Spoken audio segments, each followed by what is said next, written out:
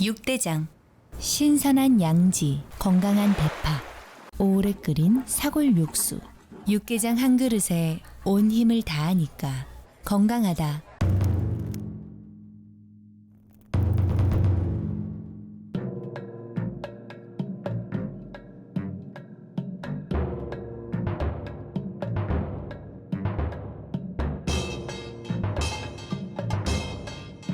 육개장은 육대장. 4월 봄의 화사함과 따뜻함이 늘 깃들기를 바랍니다. 라디오 서울이 함께합니다. 캐런베스 LA 시장이 지난 겨울 폭우로 생긴 도시 내 파톨 공사와 관련한 기자회견을 통해 3천여 개 파톨 보수 공사를 이달 안에 마무리하겠다고 밝혔습니다. 베스 시장은 주민들에게 파톨 신고를 당부하면서 파톨로 인한 차량 손상 피해는 LA 시정부에서 보상한다고 밝혔습니다. 남가주 서울고 동문회 전 회장이 공금을 횡령한 혐의로 체포됐습니다. 이 회장은 회장에 재직하면서 14만 5천 달러를 횡령한 혐의를 받고 있습니다. 주택 매매 후 셀러가 바이어로부터 뜻하지 않은 소송을 당해 법정 분쟁이 휘말리는 사례가 종종 발생하고 있습니다. 주택 매매 시에 각별한 주의가 당부됩니다. 폰타나 지역의 한 중학교 영어 교사가 수업 도중 인종차별적인 발언을 해 논란이 일고 있습니다. 실버레이크와 마운트 워싱턴 지역에서 최소 27건의 방화를 저지른 용의자의 모습이 감시 카메라에 포착됐습니다. LA 카운티에서 항성제 내성이 있는 슈퍼박테리아가 최초 발견됐습니다. 이를 발견한 USC 연구팀은 항상제 내성 박테리아가 주민들의 건강을 위협할 수 있다고 경고했습니다. 웨슬렉 지역의 한 아파트에서 화재가 발생해 진화에는 성공했습니다. 다만 거주민들은 삶의 터전을 잃어버려 현재 37명의 주민들이 머물 곳을 찾지 못한 상태입니다. 공화당원 과반이 내년 대선 후보로 트럼프 전 대통령을 지지한다는 여론조사 결과가 발표됐습니다. 기소가 결정된 이후 지지도 10% 급등했습니다. 한미동맹 70주년과 미주 한인이민 120주년을 맞아 한국의 법정 기념일인 김치의 날을 미국의 공식 기념일로 지정하자는 결의안이 연방 하원에 제출됐습니다. 게오르기에바 국제통화기금 IMF 총재는 세계 경제 성장률이 앞으로 5년간 3% 수준을 유지할 것으로 전망한다고 밝혔습니다. 역사적으로 가장 낮은 수준입니다. 마이크로소프트사가 우크라이나 전쟁이 발발하기 전에 러시아 방산업체 등에 미국 정부가 수출을 통제하는 소프트웨어를 판매해서 제재를 위반한 사실이 드러났습니다. 330만 달러의 벌금을 물게 됐습니다.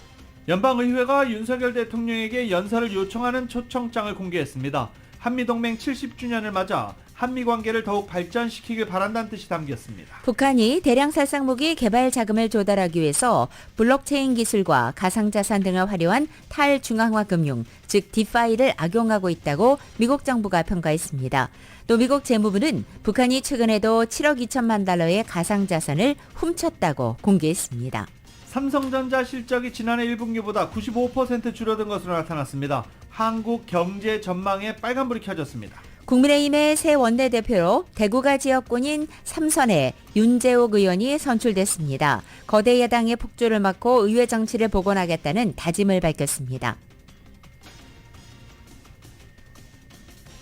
명인열전 마스터즈 대회 2라운드 시작됐습니다. 브룩스 캡카가 8언더파 단독 선두로 나선 가운데 다리가 불편하다고 밝힌 타이거 우즈는 2오버파 공동 52위에서 2라운드 티샷했습니다. LA 다저스가 애리조나와의 경기에서 5대2로 승리했습니다. LA 에인절스는 오늘 토론토와의 경기로 홈 개막전을 갖습니다. 오늘 뉴욕 증시는 상승 출발하고 있습니다. 원달러 환율은 1316.7원으로 마감했습니다. 남가주 오늘 부분적으로 구름 끼겠고 LA 한인타운 낮 최고 기온은 71도로 예상됩니다. 이 시간 주요 뉴스는 하늘 위 호텔 세계 최대 항공기 아시아나항공 A380에서 차별화된 서비스를 만나보세요. 고국까지 편안하고 안전하게 모시는 아시아나항공 제공입니다. 여러분 안녕하십니까? 김윤정입니다. 안녕하십니까? 유지승입니다. 2023년 4월 7일 금요일 라디오 서울 모닝뉴스 2부입니다. 이번 겨울에 내린 폭우 등으로 곳곳 도로에 파톨이 생겨있죠. 운전할 때 굉장히 주의해야 됩니다. 캐런베스 LA 시장이 어제 이와 관련한 기자회견을 했는데요. 파톨로 인해서 자동차 수리비가 들었을 경우 그 수리비 환불해준다고 합니다. 그리고 파톨 신고도 적극적인 신고를 당부했습니다. 어제 캐런베스 시장이 기자회견을 가졌는데 정윤호 기자가 보도합니다. 올 들어 1월 한 달 동안에만 LA에 새로 생긴 파톨은 3,000개에 달합니다. 최근에는 파톨 정도가 아니라 아예 거대한 싱크홀이 생겨 자동차를 통째로 삼켜버리는 일도 발생했습니다. 파톨로 인한 주민들의 불만이 높아지자 캐런 베스 LA 시장이 6일 LA 지역 파톨을 보수하기 위한 플랜을 선보이고 시정부가 파톨 보수에 적극 나서고 있음을 강조했습니다. 6일 베스 시장이 선보인 파톨 보수 플랜에 따르면 현재 LA시 공무원들이 시내 곳곳을 운전하고 다니면서 도로에 새로 생긴 파톨들을 적발해내고 있는 것으로 나타났습니다. 파톨은 운전자의 자동차를 파손 내지는 마모시키는 것뿐만 아니라 보행자들이 파톨에 걸려 넘어져 부상을 입거나 하면 시정부를 상대로 손해배상 소송을 제기하는 빌미가 되기 때문에 시정부로서도 파톨을 빨리 보수하는 것이 바람직합니다. LA시 거리 서비스국에 따르면 지난해 12월 30일 이후 LA 시내에서 파톨 보수 요청은 19,642개에 달했으며 이 가운데 17,459개의 파톨 보수가 완료된 상태입니다. 현재 2,000개 정도 보수가 남아있는데 이달 말까지 남아있는 파톨에 대한 보수를 완료할 계획입니다. 파톨 보수에 소요되는 시간은 보통 하루에서 사흘 정도입니다. 지난 1월 겨울 폭풍이 닥친 후 LA 시정부가 파톨과 관련해 시민들로부터 불만 신고를 받은 사례가 3,400건에 달합니다. 이 숫자는 지난해 파톨로 인한 시민들의 불만 건수 842건에 비해서 4배 정도 늘어난 것입니다. 지난해 제기된 파톨 피해 사례 800건 가운데 182건에 대해서 시정부가 피해자들에게 보상금을 지급한 것으로 나타났습니다. 캐런 베스 시장은 시민들에게 전화 311로 파톨 신고를 해달라고 당부했습니다. 또 파톨로 인해 자동차가 데미지를 입은 경우 시정부에 보상 클레임을 청구하도록 독려했습니다. 파톨에 대한 피해 보상 신고는 전화 213-978-1133번 혹은 웹사이트 myla311.lacity.org로 하면 됩니다. 파톨로 인한 피해 보상 청구 시 데미지로 인해 발생한 비용 청구서 그리고 피해를 입은 사진을 찍어서 제출하면 됩니다. 라디오 서울뉴스 정현호입니다. 캘리포니아주가 팬데믹으로 일자리를 잃은 사람들이 재취업에 필요한 직업훈련을 받을 수 있도록 개인당 최대 $2,500까지 무상 보조금을 나눠줍니다. 팬데믹 기간에 실업자가 된 주민들의 직업훈련 비용으로 연방정부로부터 $5억 지원금을 받은 가운데 지난 2년간 5%밖에 소진하지 못했습니다. 이에 따라 개빈 뉴섬 주지사 사무실 측은 가주 커뮤니티 칼리지 재단과 가주 학자금위원회와 함께 무상 보조 지급 프로그램 골든 스테이트 에듀케이션 앤 트레이닝 그랜트를 알리는 홍보에 나선 것입니다. 이 프로그램은 팬데믹 이후 실업자가 된 주민이 거주 지역 인근에서 운영하는 성인교육 프로그램이나 커뮤니티 칼리지에 등록한 증명을 제출하면 1인당 최대 $2,500까지 무상 지원받을 수 있는 것입니다. 특히 신청자의 연소득이 개인 $42,800부터 6인 가족 $135,000까지도 가능해서 사실상 누구나 혜택을 받을 수 있습니다.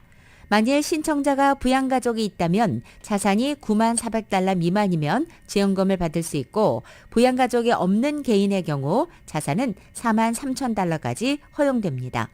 이 보조금은 학교나 직업교육 프로그램에 직접 학비로 지급되거나 또는 개인에게 지급돼서 학비 외에 기타 비용으로도 사용할 수 있습니다. 캘리포니아 주민 약 4천만 명 가운데 700만 명 정도만이 자신의 집을 소유한 것으로 나타났습니다. 전국에서 가장 낮은 주택 보유율입니다. 한 부동산 업체가 연방 센서스국 자료를 분석해 발표한 자료에 따르면 캘리포니아 전체 주민 대비 주택 보유율은 18.35%로 전국 50개 주 가운데 최하위였습니다. 하와이가 19.36, 뉴욕이 20.52%로 그 뒤를 이었습니다. 캘리포니아 주민의 주택 보유율이 이렇게 낮은 이유는 전국에서도 생계비가 가장 비싸고 부동산 매물 부족, 치솟는 이자율 등이 복합적으로 작용했기 때문이란 분석입니다. 비싼 주택 가격과 급등하는 모기지 금리로 갈수록 내 집 마련이 어려워지고 있는 가운데 전국적으로 주택 구매자들을 위한 최소 2,300개의 지원 프로그램이 진행되고 있습니다. 캘리포니아주에서는 이 가운데 311개 이상의 주택 구매자 지원 프로그램이 운영되고 있습니다. 다운페이먼트 리소스에 따르면 모기지 세액공제와 계약금 지원 같은 다양한 프로그램이 운영되고 있다고 강조되면서 특히 저소득이나 중간소득의 구매자 그리고 첫 번째 주택 구매자들에게 유용하다고 설명했습니다. 계약금이 주택 소유에 큰 장애물인 상황에서 주택 구매자들을 돕기 위해서 지난 2008년 지원 프로그램을 정리한 온라인 디렉터리 업체 웹사이트도 만들었다고 밝혔습니다. 이 웹사이트를 통해서 연간 소득이 15만 달러인 4인 가족이 LA 카운티에서 60만 달러 주택을 찾고 있다고 검색했을 때 17개의 지원 가능한 프로그램을 제안받을 수 있습니다. 주택 매매 후 셀러가 바이어로부터 법정 분쟁에 휘말리는 사례가 종종 발생한다고 합니다. 이은 기자가 취재했습니다. 최근 토렌스에 거주하는 한인 여성 이 씨는 토렌스에 위치한 주택을 처분했는데 주택 처분 후 바이어가 합의금을 요구했습니다. 바이어는 이 씨가 매매한 주택 바로 옆 건물에 비영리 단체가 6명 남짓 고아들을 돌보는 시설이 위치해 있었는데 이 사실을 주택 매매 시 공개하지 않았다는 이유로 합의금을 요구한 것입니다. 바이어는 당초 이 씨를 상대로 6만 달러의 합의금을 요구했는데 이 케이스가 주정부의 부동산 중재위원회로 넘어가면서 위원회 측은 셀러인 이 씨가 20만 달러를 바이어에게 지불하도록 권고한 것입니다. 억울하다고 느낀 이 씨는 타운 내 변호사를 찾아 법률 자반을 받았는데 변호사 측으로부터 셀러가 주택 매매 시 주변에 오퍼니지 시설 등에 대한 정보를 바이어에게 공개해야 하는 법적 의무는 없다는 자문을 받았습니다. 브래들리 변호사는 바이어의 삶에 큰 피해가 발생하는 경우가 아닌 이상 셀러가 주택 매매 시 주변 시설에 대한 정보를 알려주지 않았다고 해서 바이어가 셀러에게서 법적 책임을 물을 수는 없다고 설명했습니다. 중요한 역할을 하는 상태를 갖다가 말을 안 했을 경우에는 책임을 져야 될 수도 있지만 집을 만약에 그 사람들이 알고서도 옆에 이제 고아를 갖다가 케어하는 집이 있었다 하는 것이 그렇게 큰 대수롭지 않은 상태였었다 그러면은 그것은 나중에 가지고 셀러가 바이어한테 책임질 필요가 없는 것이죠. 또한 부동산 중재위원회의 경우 주정부가 제공하는 셀러와 바이어 간 주택 관련 소송에 관한 합의에 있어 간극을 좁혀주는 데 도움을 주는 역할이지 위원회가 정한 방안을 이행할 의무는 없다고 덧붙였습니다. 그렇죠. 중재라는 거는 이제 바이어 쪽 얘기도 듣고 셀러 쪽 얘기를 듣고 난 다음에 그 프린스를 갖다 이제 죽여가지고 합의를 하는데 도움을 주는 것이지 조정을 하시는 분이 어떤 권한을 갖고 있는 건 아닙니다. 이쪽으로 이제 상대를 갖다가 인포스할 수 있는 권한은 없는 것이죠. 하지만 전문가들은 주택 매매 시 바이어와 앙금이 남지 않으려면 주택 바로 옆에 위치한 시설에 관한 정보를 공개해서 사전에 법적 분쟁을 방지하는 것이 바람직하다는 조언입니다. 또 다른 이 게더링이 많아가지고 파킹락 같은 것이 없고 뭐 그런다 그럴 경우에는 그거를 갖다 디스클로즈 해가지고 새로 사갖고 들어오는 분들이 아시게끔 말을 해주는 게 이제 셀러들이 나중에 가가지고 분쟁이 있는 걸 갖다 막을 수가 있죠. 라디오 서울 뉴스 이은입니다. 주택 지붕에 태양광 패널을 설치할 때 지원하는 정부의 혜택을 대폭 줄이는 새로운 태양광 요금제 실시를 일주일 앞두고 있습니다. 관련 업계와 소비자들 사이에서는 현재 뒤숭숭한 분위기입니다. 기존 요금제 적용을 받기 위해서 태양광 설치를 서두르는 수요가 몰려서 신청 서류 접수가 크게 지연되고 있지만 한편으로는 태양광 패널 설치 업체들은 새로운 요금제 실시 이후에 태양광 패널 설치 수요 급감에 따른 경기 침체를 걱정하고 있기 때문입니다. 지난해 12월 캘리포니아주의 전력 정책을 결정하는 캘리포니아 공공유틸리위원회가 오는 15일부터 적용하는 태양광 전력 요금 개편안을 발표했습니다. 개편안의 핵심은 태양광 패널을 신규로 설치한 가구의 전력 사용량이 전력 생산량보다 적을 경우 현재 그 차이에 대해서 전력회사로부터 실제 전력 도매가에 해당하는 지급금을 받고 있는 가운데 이것을 무려 75%까지 대폭 삭감하는 것입니다. 대신에 배터리를 설치해 저녁 시간에 사용하는 가구에 대해서는 지급금 적용 요율을 늘려주는 방안이 포함되어 있습니다. 개편된 태양광 요금제는 남가주 에디슨사와 퍼시픽 게스앤일렉트릭, 샌디에고 게스앤일렉트릭 고객에게 적용되고 LA 수도 전력국인 DWP는 예외입니다. 또 기존의 태양광 패널을 설치해서 운영하고 있는 가정이나 업소는 적용되지 않고 현행 요금 제도가 계속 유지됩니다. 라디오솔 모닝뉴스 함께하고 계십니다. 제가 오늘 뉴욕 증시 소개해드릴 때 오늘 출발하고 있다라고 말씀 많이 드렸습니다. 오늘 성금요일로 뉴욕 증시는 휴장입니다. 이 뉴욕 증시가 성금요일 휴장을 앞두고 어제 3대 지수가 모두 상승 마감했다는 소식을 제가 잘못 전해드렸습니다. 실업수당 청구 건수 어제 20만 건을 넘어서 견조하던 고용시장이 식어가는 것으로 나타났습니다. 여기에 IMF 총재는 오늘 세계 경제 성장률을 3% 미만으로 예상하면서 이는 역사적으로 약한 수준이다라고 말했습니다. 이제 서서히 경기 침체 현실화되는 것 아니냐는 우려입니다. YTN입니다.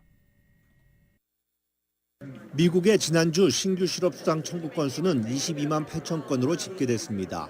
블룸버그 통신이 추산한 시장 전망치 20만 건을 훨씬 웃돌았습니다.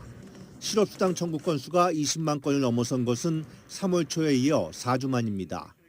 최소 2주 이상 실업수당을 청구하는 계속 청구 건수는 월가 전망치 170만 건보다 많은 182만 3천 건으로 나타났습니다. 이는 2021년 12월 이후 가장 높은 수준입니다. 최근 발표된 2월 구인 건수가 2년 만에 처음으로 1,000만 건 아래로 내려가고 3월 민간 고용 증가 폭도 준데 이어 실업수당 청구마저 늘면서 미국 고용시장 둔화 우려가 커졌습니다. 설상가상으로 국제통화기금 IMF 총재는 올해 세계 경제 성장률이 3%를 밑돌고 앞으로 5년간 3% 수준을 유지할 것이라며 어두운 전망을 내놓았습니다. You will see in our world economic outlook that is coming next week that growth remains historically weak now and in the medium term. 금융부문 위험에 우크라이나 전쟁과 지정학적 갈등이 교육 감소로 이어지면서 장기적으로 세계 총생산의 최대 7%가 감소할 수 있다고 내다봤습니다. The path ahead, and especially the path to robust growth, is rough and foggy. 이딴 미국 고용지표 악화에 IMF 총재의 어두운 세계 경제 성장 전망까지 더해지면서 경기 침체 현실화 우려가 확산하고 있습니다. YTN 정수입니다.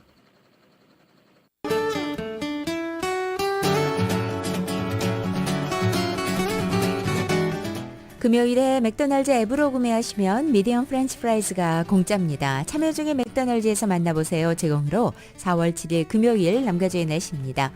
주말을 하루 앞둔 오늘 남가주 하늘에는 구름과 햇살이 교차하고 낮 기온 어제보다 약간 낮아집니다. 하지만 다행히 꽃샘 추위 소식은 없겠고 야외 활동에도 무난한 쾌적한 날씨 이어가겠습니다.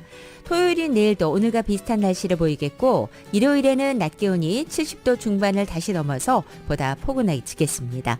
LA 한인타운의 오늘 낮 최고 기온 71도, 밤 최저 기온 52도, 오렌지 카운티 지역도 71도, 52도, 벨리와 일랜드 엠파이어 지역은 75도, 50도, 해안 지역은 63도, 51도 예상됩니다. 한국 오늘도 전국의 대체로 맑은 날씨에 서울의 오늘 아침 최저 기온이 34도, 낮 최고 기온은 59도 예상됩니다. 오늘의 날씨는 금요일에 맥도날드 앱으로 구매하시면 미디엄 프렌치 프라이즈가 공짜입니다. 참여 중인 맥도날드에서 만나보세요. 제공입니다.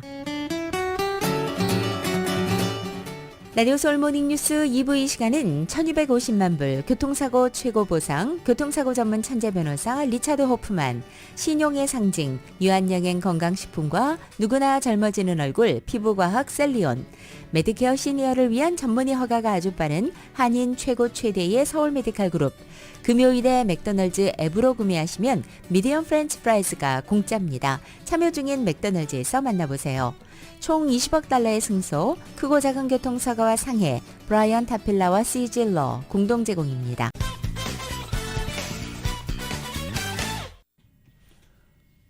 라디오서울 모닝뉴스 함께하고 계십니다.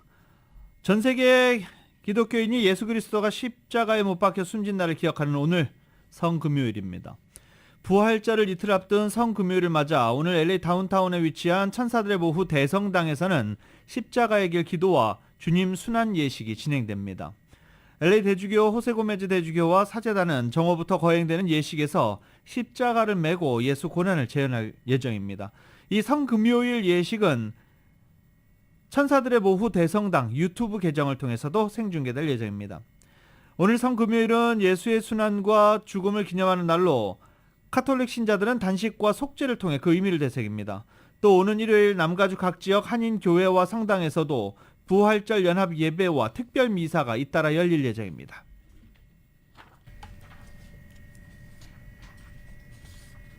LA 한인타운 인근인 웨스트레이크 한 아파트에서 어제 저녁 대형 화재가 발생해 여러 명의 이재민이 발생했습니다. LA 소방당국은 어제 저녁 8시 18분쯤 1500 웨스트 캠브리아 스트리트로 출동했고 불이 난 곳은 약 7개 유닛이 있는 2층 높이 아파트 건물이었다고 밝혔습니다. 소방관 74명이 약 45분간 진화 작업을 끝에 불길을 잡았습니다. 이번 화재로 건물 다락이 완전히 전소됐고 2층 일부도 불에 타고 말았습니다. 소방관들은 1층으로 불이 확산하는 것을 막아낼 수 있었다면서 다행히 인명피해는 발생하지 않았다고 덧붙였습니다.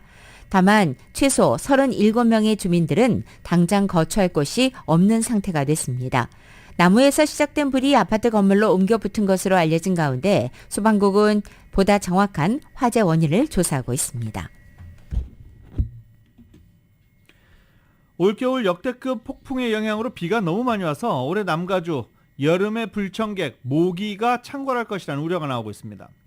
LA타임즈는 캘리포니아 전역을 강타한 겨울 폭풍으로 인해 습도가 높아져 날씨가 더워지면 모기가 성장할 수 있는 최고의 환경이 만들어질 수 있다라고 보도했습니다. 올여름 기존보다 훨씬 많은 모기가 주 전역에 등장할 것이라는 의미입니다.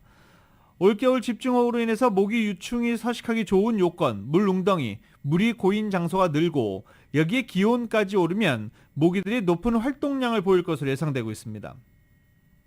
모기의 알들은 2년 동안 살아남을 수 있는데 올해 내린 폭우는 알들이 부화할 수 있는 최고의 조건을 제공했다는 것입니다.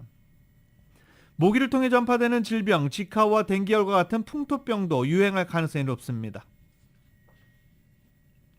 한미은행과 KYCC가 특별한 협업을 시작한다고 합니다. 로컬 소식 김지훈 기자가 전해드립니다. 한미은행과 KICC가 한인 커뮤니티 내 도움이 필요한 학생들의 금융생활과 경제상식 등 학업 지원을 위한 특별한 협업을 재정교육의 달인 4월을 맞아 새롭게 시작합니다. 한미은행의 커뮤니티 사회공헌 프로그램의 일환으로 시작되는 KYCC 청소년 재정 프로그램은 전문 교사들과 재정 전문가들이 방과 후 교실 학생들을 대상으로 경제 상식과 저축, 투자 등의 수업을 통해 미래의 재정 전문가를 양성하는 프로그램으로 진행됩니다. 또 한미은행 직원들이 강사로 참여해 학생들의 눈높이에서 본 학년별 맞춤형 경제 수업이 진행될 예정입니다. 반일이 한미은행장은 초중 고등학교 시기에 재정교육을 받으면 성인이 되어 돈에 대한 올바른 개념과 가치관을 갖춰 재정적으로 건강한 소비 습관이 생기게 된다며 커뮤니티의 미래를 이끌어갈 학생들에게 맞춤형 재정교육을 제공하게 돼 기대가 크다고 밝혔습니다. KYCC 송정호 관장도 학생들이 전문적인 재정교육 프로그램을 통해 많은 것을 배우길 바란다고 밝혔습니다. 샌 매뉴얼 밴드 오브 미션 인디언즈가 지난 설날 몬트레이 파크에서 발생한 총기 난사 사건의 피해자들을 돕기 위해 세계 단체에 30만 달러의 지원금을 제공합니다. 샌 매뉴얼 밴드 오브 미션 인디언즈는 아시안 커뮤니티들의 정서적 치유를 제공해주기 위한 일환으로 샌 버나디노 아시안 아메리칸 문화교육센터, 차이나타운 서비스 센터, 퍼시픽 아시안 카운슬링 서비스에게 각각 10만 달러를 제공합니다. 샌 버나디노 아시안 아메리칸 문화교육센터, 차이나타운 서비스 센터, 퍼시픽 아시안 카운슬링 서비스는 아시안 아메리칸들의 정신적, 신체적 지원을 위한 프로그램과 서비스를 제공하는 비영리 단체입니다.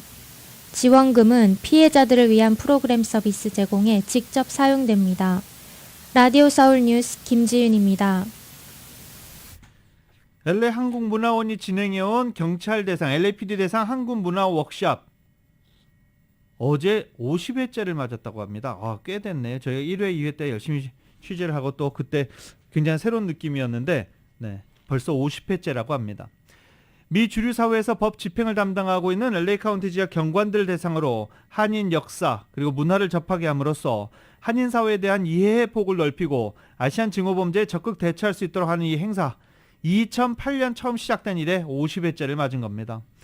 이 프로그램에 지금까지 2,000명 이상의 경찰 관계자들이 참여하기도 했습니다. LAPD 경관들 한국 문화 전시물도 견학하고 한국 문화도 배우고 그리고 또 가장 기억에 남는 거 앉은 자세를 못하는 것도 굉장히 인상적이었는데요. 벌써 50회째라고 합니다. 올해 한미동맹 70주년을 맞아 오는 15일과 16일 양일간 파사디나와 산타모니카에서는 한미동맹 70주년 기념의 델리리움 뮤직홈의 공연 트래블스가 개최됩니다.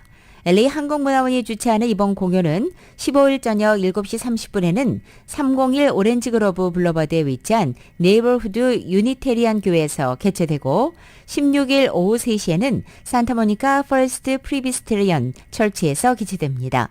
특히 이번 공연 행사는 한국전 참전 용사와 가족들을 초대해 의미가 더해질 예정입니다. 한미동맹 70주년과 미주 한인 120주년을 맞아 미주 한인 이민 120주년을 맞아 한국의 법정 기념일인 김치의 날을 미국 공식 기념일로 지정하자는 결의안이 제출됐습니다. 한인 이민사 박물관 김민선 대표는 영킴 의원과 함께 미국에서 11월 22일을 김치의 날로 선포하자는 내용의 결의안을 연방 하원에 냈습니다. 11월 22일은 한국김치협회가 선포한 김치의 날로 한국에선 2020년부터 법정 기념일로 지정됐습니다. 김치의 날을 연방 차원에서 공식 기념일로 지정하자는 결의안은 지난해 처음 발의됐지만 회기 만료로 폐기된 바 있습니다. 이번에 다시 발의된 결의안은 영킴 의원이 주도했고 한국계 앤디 킴 의원과 미셸 박스틸, 메릴린 스트리클랜드 의원이 공동 발의자로 참여했습니다. 특히 이 결의안은 윤석열 대통령의 국빈 방문과 상하원 합동 연설이 확정된 직후 발의돼 연방 하원에서도 비중 있게 다뤄질 것으로 기대하고 있습니다. 결의안에는 올해가 한미동맹 70주년이라는 사실과 미주 한인 이민 120주년이라는 점이 명시되어 있습니다. 영킴 의원은 결의안에서 미국에서 김치와 관련된 식품과 메뉴가 늘고 있고 한국계가 아닌 미국인들 사이에서 인기가 확산하는 것은 문화 교류의 긍정적인 사례로 볼 수 있다라고 말했습니다.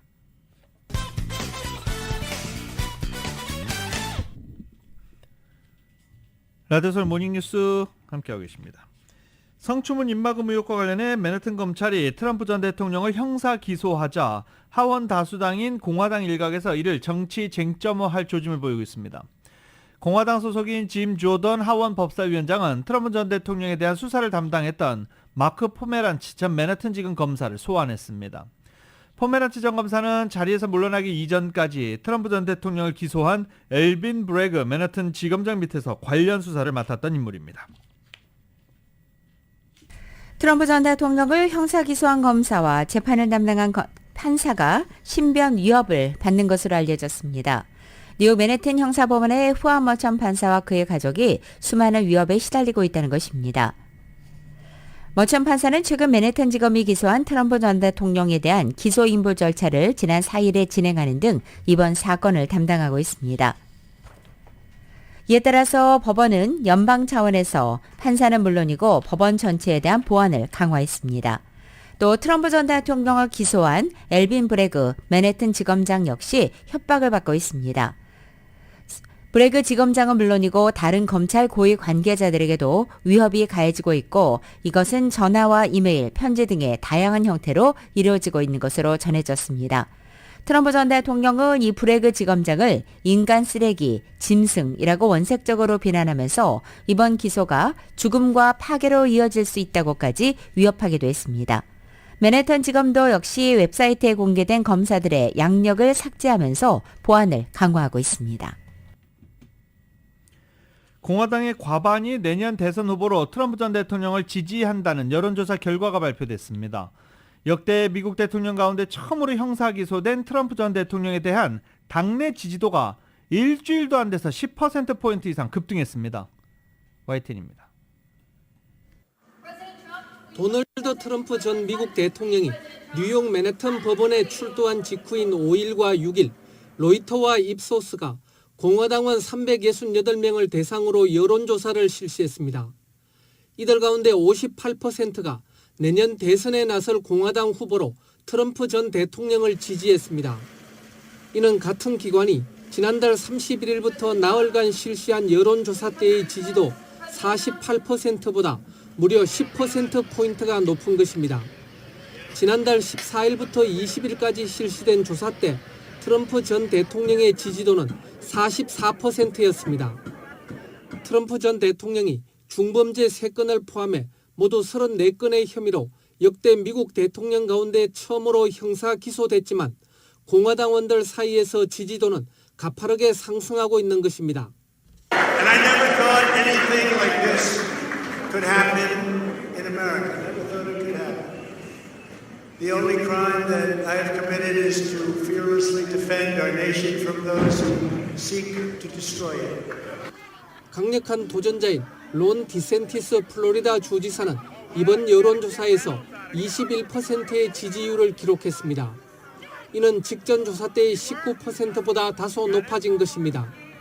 그러나 지난달 조사 때의 30%에는 여전히 미치지 못하고 있는 것으로 나타났습니다. 여론조사에서 트럼프 전 대통령에 대한 지지도가 계속 과반을 이어갈 경우 내년 미국 대선은 2020년 대선처럼 바이든과 트럼프의 재대결이 될 가능성이 높습니다. YTN 김원배입니다. 마이크로소프트가 우크라이나 전쟁이 발발하기 전에 러시아 방산업체 등에 미국 정부가 수출을 통제하는 소프트웨어를 판매해서 제재를 위반한 사실이 드러나 벌금을 물게 됐습니다. 연방상무부 산업안보국 BIS와 재무부 해외자산통제국이 어제 마이크로소프트가 우크라이나, 러시아, 쿠바, 이란, 시리아 관련 제재 위반 1,333건에 대해서 모두 330만 달러의 벌금을 내기로 합의했다고 밝힌 것입니다. 제재 위반은 러시아의 우크라이나 침공 전에 이루어졌고 마이크로소프트가 이 위반 사실을 자진 신고했습니다.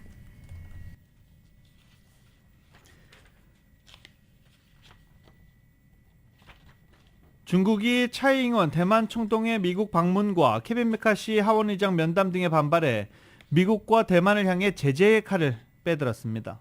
중국 공산당 중앙대만 판공실 대변인은 대만의 주미대사격인 샤오메이친 주미대만 대표를 완고한 대만 독립분자로 칭하며 샤오 대표와 그 가족의 중국 본토, 홍콩 및 마카오 특별행정구 입국을 엄격히 금지하는 등의 추가 제재를 하기로 결정했다고 밝혔습니다.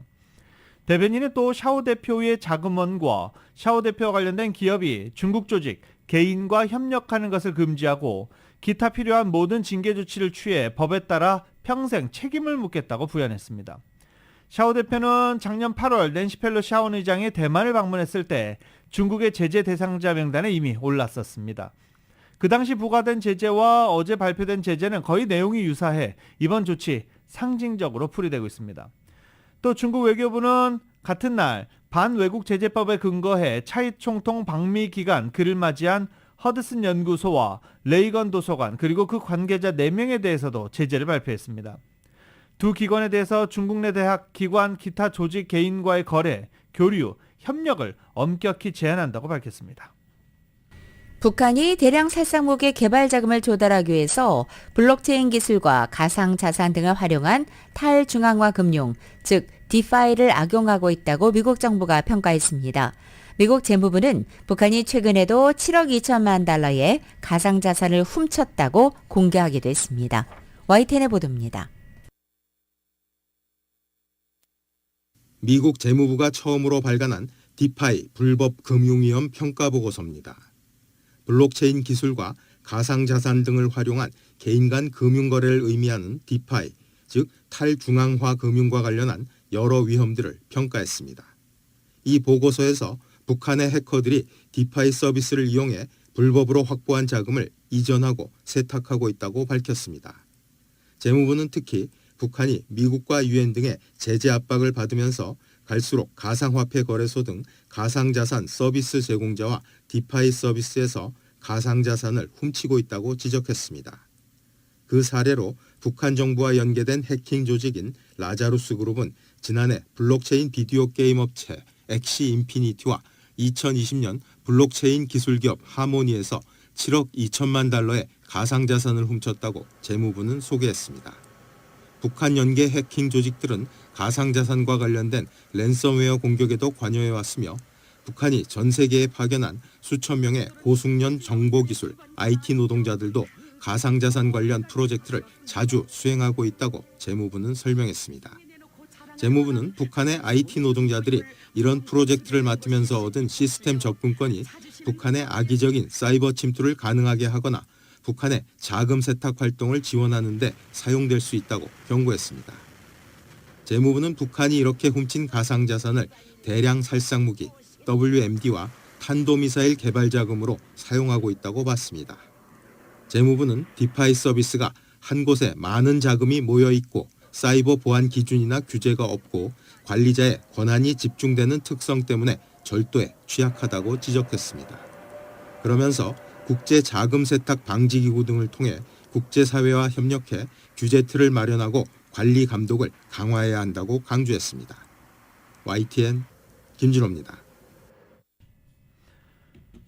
코로나 사태 이후 급등한 자동차 값이 35년 만에 최고점을 찍으며 고공행진을 지속 중입니다.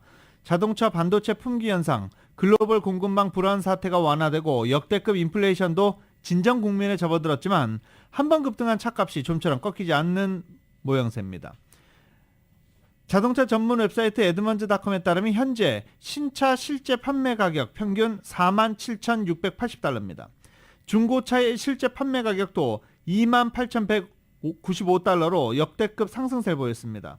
다만 중고차 가격은 지난해 12월 이후 하락세로 돌아선 것이 위안이라면 위안인데 하락폭이 너무 적습니다. 자동차 가격은 최근 5년간 가파르게 상승하고 있는 중입니다. CNN 비즈니스는 미국에서 자동차 실제 판매 가격은 특히 2020년 이후 3, 4년의 단기간에 급등세를 보였다며 이 같은 급등세는 1970년대와 80년대 이후 처음 있는 일로 이례적인 현상이다라고 보도하기도 했습니다. 이렇게 자동차 가격이 고공행진을 지속하자 신차 구입에도 소득 격차가 나타나고 있다라는 분석도 제기되고 있습니다.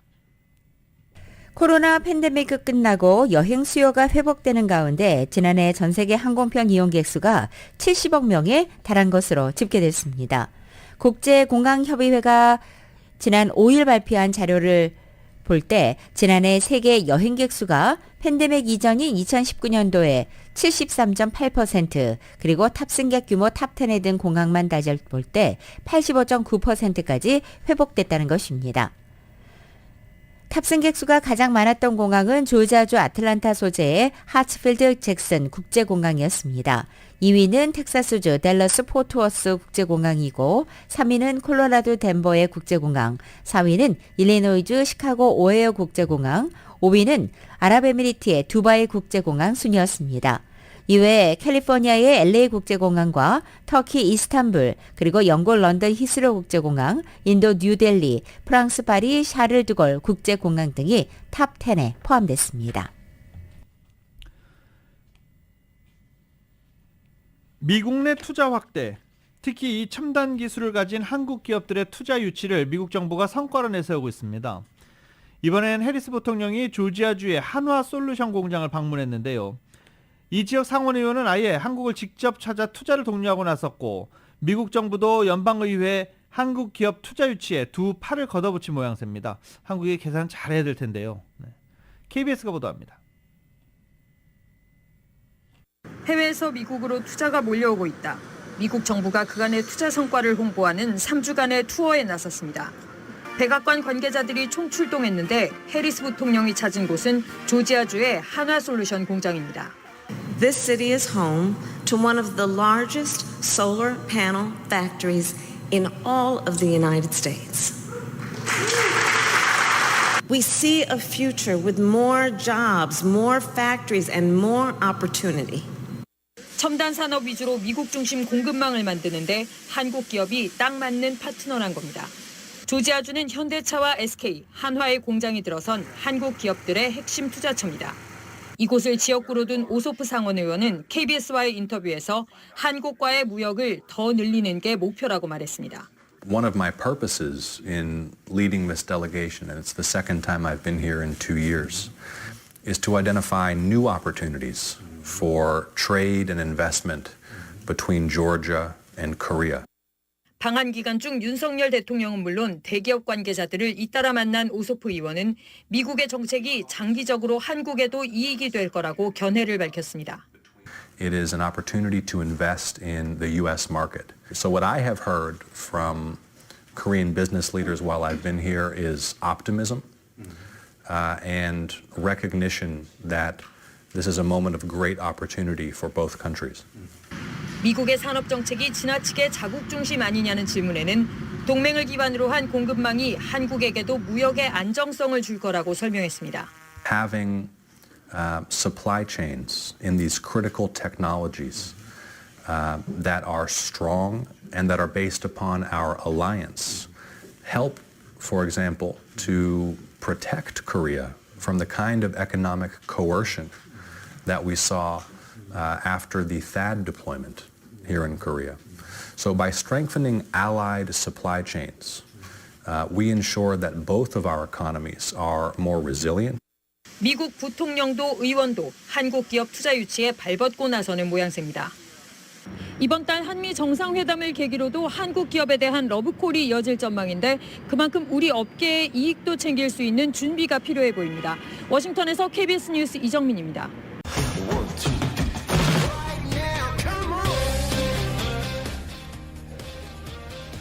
나들솔 모닝뉴스 스포츠 소식입니다. 스포츠 소식은 전문가가 추천하는 이민법과 가정법 전문 제인정 종합법률사무소 제공입니다.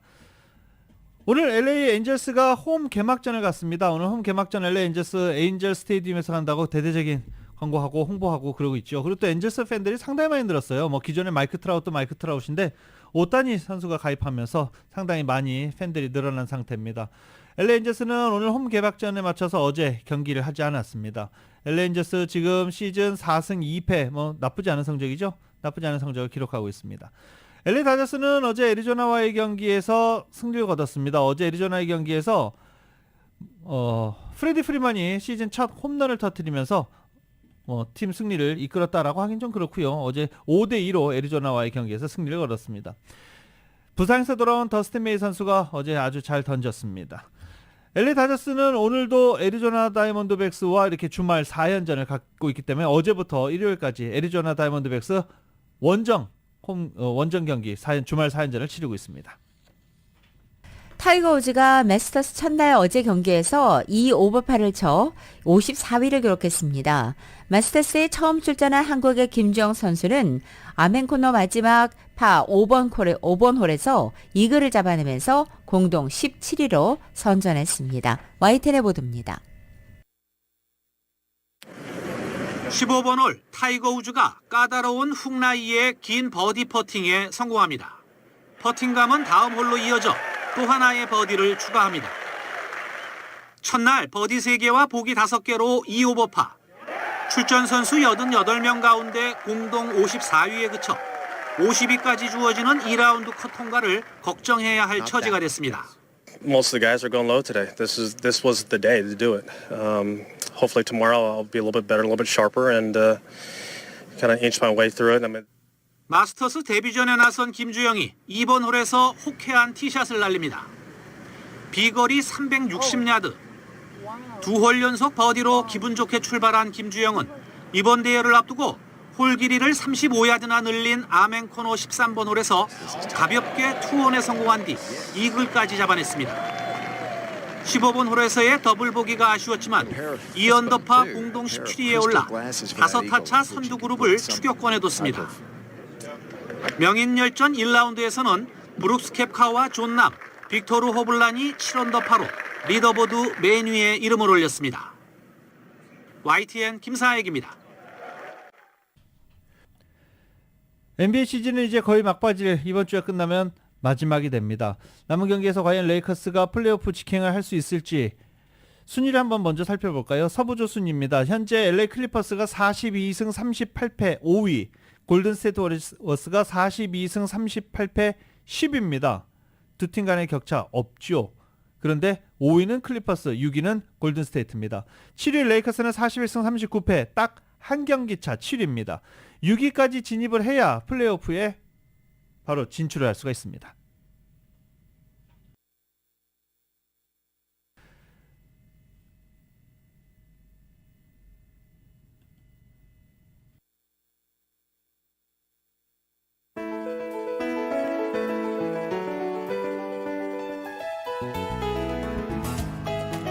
NBA 이야기 하다가 갑자기 이제 클로징 음악이 나왔는데요. 오늘 LA 레이커스는 피닉스 선즈와 그리고 LA 클리퍼스 오늘 경기 없고요.